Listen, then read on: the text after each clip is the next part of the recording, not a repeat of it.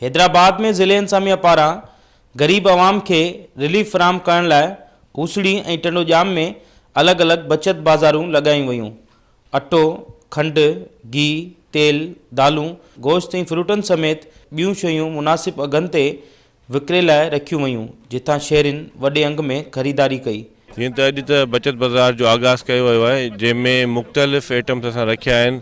3 flour mills जा आटा रखिया आहिनि, जेके 10 kg जो पैकेट 550 में मिलियो वञे थो। गवर्नमेंट से गुजारिश है कि भाई रेट को आप कंट्रोल करें। आपके पास गोश्त जो है रेट है, आप वो कंट्रोल नहीं कर सकते, आप दूध की जो है वो कंट्रोल नहीं कर सकते, फिर आप कर क्या सकते हैं। तो आज इसी तरीके से यहाँ पर भी एक बचत बाज़ार लगाया गया है, जहाँ पर आपको मुख्तलिफ़ किस्म की खुर्दनोश की अशिया मिल रही हैं। छो जो बचत बाज़ार जो मक़सदु इहो आहे कि माण्हुनि खे जेका महांगाई थी वई आहे उनखां रिलीफ ॾिनो। बाज़ार लगे तो वो बेचारे गरीबों को फ़ायदा होगा, और मैं तो ये समझता हूँ कि हर हफ्ते को यहाँ बाज़ार लगना चाहिए। असिस्टेंट कमिश्नर तालको बेराड़ी, सुराण एजाज़ अबड़ो ऐं मुख्तियारकार फ़हीम मंगी जो चवणु हो त PPMPA शर्जील इनाम मेमण ऐं DC हैदराबाद फवाद गफ़ार सुमरो जी हिदायतुनि ते बचत बाज़ार लॻाई वई आहे त जीअं हिन महांगाई जे दौर में ग़रीब आवाम खे वधि खां वधि रिलीफ फराहम करे सघिजे।